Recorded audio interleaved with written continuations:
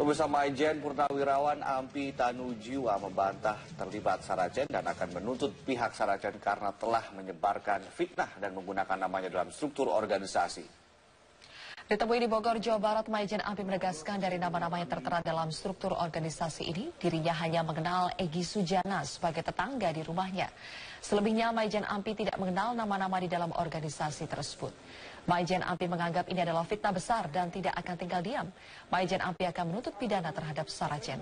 Tim kuasa hukum Ampi saat ini berada di Jakarta untuk menyiapkan laporan ke Polda Metro Jaya. Pasca penangkapan 3 pelaku terkait dengan Saracen dan penyebaran ujaran kebencian, nama Maijen Ampi Tanujiwa tertera sebagai Dewan Penasehat Saracen di situs saracennews.com. Gak ada yang kenal satu orang pun kecuali Egy Sujana, karena Egy Sujana satu komplek dan sama ahli masjid sama-sama saya. Ya, kalau saya ketua RW sini saya kenal Egy Sujana, yang lain saya nggak ada yang kenal sama sekali, jadi saya nggak tahu. Ya, karena ini adalah fitnah besar.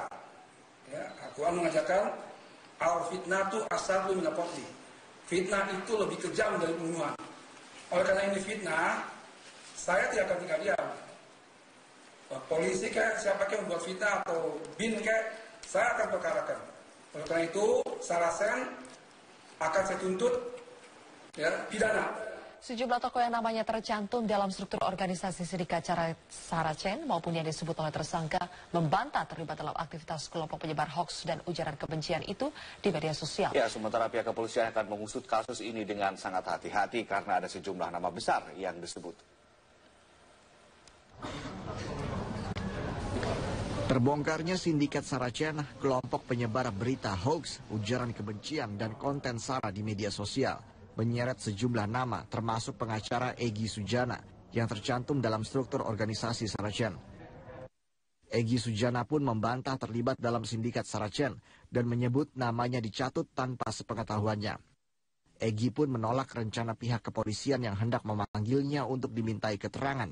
Sebaliknya, Egy justru meminta pihak kepolisian untuk mengusut pencatutan namanya oleh Sindikat Saracen terlebih dahulu. Maka dalam konteks penyelidikan, saya meminta kepada pihak kepolisian, jangan panggil-panggil saya atau undang-undang saya, tidak perlu. Tapi cari tahu dulu kenapa nama saya ada di Dewan Penasehat Saracen itu, kenapa? Selidiki dong. Ada nggak bukti tanda tangan saya, kehadirannya dalam pertemuan? Ada rekamannya enggak? Ada bukti-bukti lain apa yang menunjukkan saya ada di dewan itu? Jangan nanya ke saya. Sementara itu dalam wawancara khusus, salah satu tersangka, SRN, yang merupakan koordinator grup Saracen, mengaku pernah bertemu dengan tersangka kasus dugaan makar, Kiflan Zain. SRN mengaku bertemu dengan Kiflan Zain saat diajak oleh Sony, yang merupakan rekan SRN di media sosial, untuk menghadiri acara pengajian Kiflan yang baru pulang dari ibadah umroh. Pak Sony kan orang itu temannya, dia di tempatnya Pak Kiflan, jadi sama dia, yuk kamu mau nggak ikut ke Polania, tempat siapa Pak Kiflan, dia pulang dari ini, dari umroh, kita pengajian di sana, gitu aja. Nggak ngobrol, cuman dia cerita umroh aja. Menanggapi pernyataan SRN ini, Maijen TNI Purnawirawan Kiflan Zain membantahnya dan mengaku tidak tahu menau dengan aktivitas Sindikat Saracen. Kiflan justru curiga ada pihak-pihak tertentu yang meminta pelaku untuk menyebut namanya. Grup itu adalah grup mencari keuntungan, ya toh. Grup mencari nyebar kebencian, ada pesanan orang dia sampaikan kepada yang lain, ya satu sama lain sehingga menjadi saling curiga gitu toh. Atau saya dimasukkan ke dalam ya saya ketawa aja. Dari situ aja udah bisa lihat lah orang bahwa saya ini orangnya ngarang-ngarang aja supaya saya ikut terlibat. Nah, dan apa motif saya supaya ikut terlibat saya juga nggak tahu. Boleh jadi itu ada pesanan sama dia, masukkan Kiflan. Ya. Sementara itu, analisis kebijakan Divisi Humas Polri, Kombes Sulistyo Pujo, menyebutkan pihak kepolisian akan berhati-hati dalam mengusut kasus Saracen ini. Kombes Sulistyo Puji menyatakan pihaknya akan memintai keterangan sejumlah pihak yang namanya tercantum dalam struktur Saracen, namun tidak otomatis akan menjadi tersangka. Nah, ini kasus yang sangat besar, ya.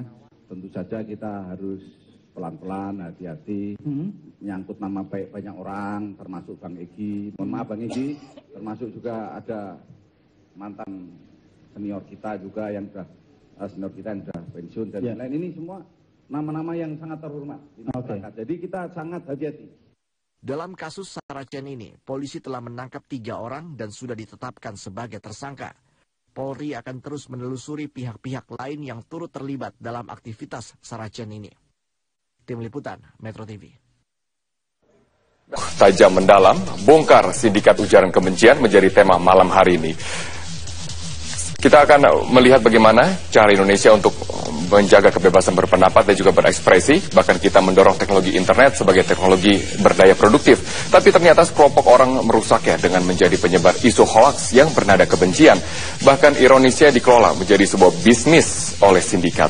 Apakah kita punya perangkat hukum yang keras untuk membuat pengedar ujaran kebencian atau komplotan yang memperdagangkan isu sara untuk jerah? Jangan sampai makna dari hak kebebasan untuk berpendapat dan berekspresi dicuri oleh oknum-oknum penyebar ujaran kebencian. Sudah hadir untuk membahas hal ini bersama dengan 3 narasumber secara total yang hadir bersama dengan saya. Yang pertama adalah Karopenmas Kepolisian, Kombes Polisi Awi Sutiono, dan pakar hukum dari pidana Asep Iwan Iriawan. Selamat malam. Selamat malam, Mas Awi. Selamat malam. Kasus ujaran kebencian sebelum kasus Saracen sudah ada yang divonis oleh pengadilan. Di antaranya, kasus ujaran kebencian saat pemilu 2014 yang dilakukan oleh Obor Rakyat, Pemret dan penulis Obor Rakyat divonis 8 bulan penjara. Selanjutnya, pembuat konten negatif dengan buku berjudul Jokowi Undercover yang divonis 3 tahun penjara. Dan ada kasus lain lagi yang disebarkan lewat media sosial seperti Twitter dan Facebook, rata-rata divonis antara 6 sampai dengan 15 bulan penjara. Tim Liputan, Metro TV. Saya akan langsung bertanya kepada Kabak Mitra Kepolisian, Pak Awi sudah sejauh mana setelah 3 tersangka ditetapkan oleh kepolisian, sudah sejauh mana informasi yang didapatkan kepolisian mengenai sindikat ini? Ya, tentunya kita masih mendalami terus keterkaitan ketiga tersangka. Kita memang masih berproses sebenarnya karena memang baru 27 GB data yang baru bisa dibuka, yang lainnya masih proses analisis sekitar 93 yang belum. Berarti kan perlu waktu kan untuk membongkar semuanya. Jadi kalau memang kita temukan fakta-fakta, tentunya nanti ada fakta-fakta baru kita akan sampaikan juga. Dari 27 GB ini apa saja yang sudah berhasil didapatkan oleh kepolisian? Mengenai apakah sudah ada nama pengguna jasa mereka? Ya, itu masih dalam pendalaman terkait dengan jasa pengguna mereka. Tapi yang awal-awal yang ditemukan yaitu adanya proposal itu. Jadi proposal sebesar kurang lebih 72 jutaan. Proposalnya berisikan bagaimana kalau orang memesan dia untuk membuat web. Perawatannya selama 1 bulan itu 15 juta, kemudian buzzernya 15 orang, A 3 juta, berarti 45 juta. Kemudian si ketuanya sendiri minta 10 juta dan selebihnya untuk rekan-rekan wartawan. Oke, Pak Wi, saya ingin mengkonfirmasi mengenai nama-nama yang beredar di media dan juga di publik. Sudah ada nama-nama yang menduduki jabatan sebagai Ketua Dewan Penasihat dan juga jabatan-jabatan lain yang di situ menyangkut dari Purnawirawan Jenderal dan juga seorang pengacara. Apakah ini data yang dapat diverifikasi oleh kepolisian? Benar itu datanya? Ya, itu temuan kan, temuan adanya di portalnya mereka, ya, ada di webnya mereka, di Facebooknya mereka. Tentunya ini data yang masuk kita pelajari. Kemudian benang merahnya ada enggak dengan para 3 tersangka itu? Ada tidak benang merahnya? Karena memang kalau 3 tersangka itu memang sudah dilakukan penangkapan karena memang ada benang merah. Mereka saling berhubungan, ada komunikasi, ada jejak digital forensiknya. Quote and quote untuk nama-nama yang ada di struktur itu tentunya nanti dalam waktu dekat penyidik akan melakukan undangan dulu ya, kita undang, diberikan kesempatan untuk mengklarifikasi ya kebenaran itu. Tentunya kita berikan kesempatan untuk mereka untuk mengklarifikasi. Berarti dipastikan nama-nama yang tersebar akan dipanggil oleh kepolisian? Betul, di samping kita memang tentunya mengumpulkan barang bukti dan alat bukti untuk mendukung semua konstruksi hukum yang akan kita lakukan. Oke, Pak Awi, saya juga ingin mengkonfirmasi mengenai 800 akun yang diduga dikendalikan oleh mereka. 800 akun ini apakah ini akun buzzer sebagai untuk penyebar dari pesan-pesan mereka, atau ini adalah member yang terdaftar di dalam grup media mereka? Member ya, itu member. Memang si JAS ini memang punya kemampuan untuk yang pertama yang bersangkutan memang kemampuan untuk membuat meme, membuat narasi-narasi yang bersifat provokatif dan sara ya. Kemudian yang bersangkutan juga mampu mengambil alih akun yang diblokir, email, kemudian Facebook orang lain, kemudian juga yang bersangkutan bisa membongkar. Berarti ada peretas juga ada? Facebook yang diblokir dia bisa. Berarti ada hacking juga di sini? Iya betul, memang si Jazz ini juga kita kenakan terkait illegal access ya, karena memang yang bersangkutan juga pandai membuat akun-akun, baik itu akun yang real ya, yang resmi, kemudian yang tidak resmi, misalnya semi anonymous, kemudian anonymous, dia mampu itu. Oke, untuk pemesan, apakah ini juga terhubung dengan berbagai kepentingan politik yang ada di Indonesia? Masih dalam pendalaman. Cuma rekam jejak digital mereka memang kita ketemukan ya, misalnya rekam jejak terkait dengan Pilkada DKI, di sana banyak gambar-gambar itu, konten-konten itu. Tapi apakah sudah ada transaksi elektronik antara pemesan dengan sindikat? Perlu pembuktian? Iya. Tapi sudah ada datanya? Enggak, maksudnya gambar-gambar itu, konten-konten itu ada. Berarti kan ini benang merahnya harus ditarik, siapa yang membuat, kapan dibuatnya, untuk apa, kepentingannya apa, siapa. Oke, berarti Anda konfirmasi bahwa banyak konten-konten Saracen yang berhubungan dengan Pilkada DKI Jakarta. Ada gambar-gambar itu. Ada seperti itu. Oke, baik. Kang Asep, kalau kita lihat dengan adanya sindikat ini membuka mata dari masyarakat Indonesia atau bisnis e-hate, ujaran kebencian di media sosial begitu nyata. Tapi kalau kita lihat sebenarnya seberapa kuat sih pasal-pasal di Indonesia untuk dapat menjerat sampai kepada dari hulu ke hilir, dari pemesan sampai ke buzzer sampai ke sindikat ini? Konstitusi kita memberikan kebebasan untuk berpendapat, tapi berpendapat itu ada batasannya. Nah, di antara batasan itu ada KUHP, ada undang-undang ITE dan undang-undang lainnya. Nah, ketika dalam kasus ini jelas undang-undang ITE yang tidak boleh itu pasal 27, 28, 29. Tapi dari kontennya lebih banyak di pasal 28 dan 29 ya. Tentang sara, kebohongan, ancaman gitu kan. Nah, ketika pasal-pasal ini juga ternyata ada para pelaku-pelaku lain. Nah, ada di KUHP itu pasal penyertaan ya. Ada yang membantu, yang menyuruh, atau turut serta, ya aktor intelektual. Artinya ketika tadi katakan Pak Awi ada yang mengajukan proposal, berarti ada yang menyuruh dong. Siapa yang menyuruh itu? Ya harus dikejar, pasti kena atau pasal penyertaan. Bisa masuk dalam undang-undang ITE tersebut. Undang-undang ITE itu dikaitkan diuntungkan pasal 55 kan. Jadi siapa aktor di belakang ini? Siapa yang menyuruh? Ada yang membantu. Jadi kan ada 8.000 tuh member dan lain-lain itu kan juga dia membantu menyebarkan. Apalagi konten-kontennya menyangkut sara kan udah digital forensik pasti kan ketahuan oleh pihak penyidik nanti kan. Oh ini kemana itu kan meninggalkan jejak. Artinya di undang-undang ITE disebutkan ada informasi elektronik, dokumen elektronik, transaksi elektronik. Di dokumen-dokumen ini akan meninggalkan jejak, menjadikan bukti elektronik. Itu dimungkinkan oleh pasal 5 ayat 1 undang ITE itu. Bagaimana dengan buzzer?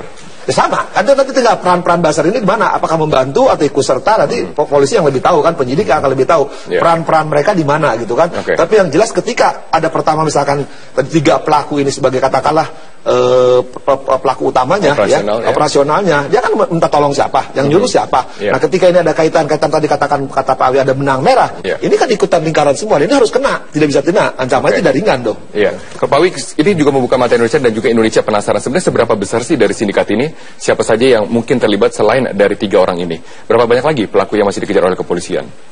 Ya, tentunya masih proses ya, proses pendalaman. Ya kalau kita ngomong terlibat ya 800 yang ada di dalam itu ya kita bisa kenakan semua, karena apalagi yang bersangkutan pernah komen hal-hal yang negatif terkait dengan hate speech. Tapi 800.000 ini adalah member mereka yang mengkonsumsi mereka adalah member yang mengkonsumsi dari berita tersebut, belum tentu mereka menyebarkan atau membuat dari konten. Itu kan harus dipilah-pilah, harus dipilah-pilah.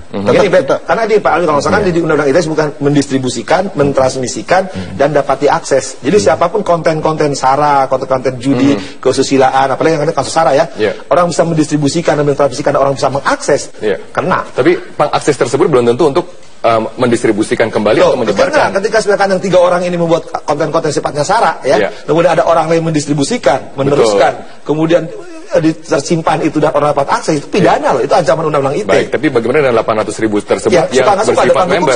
Bersifat member untuk mengkonsumsi, tidak untuk menyebarkan. Ya harusnya ketika dia, kenapa dia begitu tahu konten negatif dia teruskan? Harusnya kan dia diam.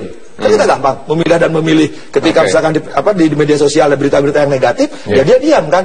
Dia nggak tahu karena begitu diundangkan dua undang-undang loh, 2008 sekarang 2016 pembaruan. Jadi kalau misalkan dia katakan tidak tahu, dia masih menyebarkan apa kaitan pilkada kemarin udah jelas benang merahnya, tidak ikutan, kena loh. Pak Awi, 800.000 ini merupakan jumlah yang cukup banyak untuk memverifikasi akun-akun tersebut. Bagaimana strategi kepolisian untuk dapat memverifikasi akun-akun tersebut? Apakah ini benar-benar yang dibuat oleh manusia atau ini robot atau bagaimana? kita kan menggunakan juga alat ya, dalam artian untuk pemeriksaan digital forensik itu kan juga kita menggunakan alat. Tentunya juga akan kita pisah-pisahkan skala prioritas lah, karena memang masih banyak kita duga bahwasanya masih banyak orang-orang atau kelompok-kelompok sindikat-sindikat yang bekerja seperti ini. Ini yang lebih penting yang berarti harus kita. Saracen ini masih banyak saracen-saracen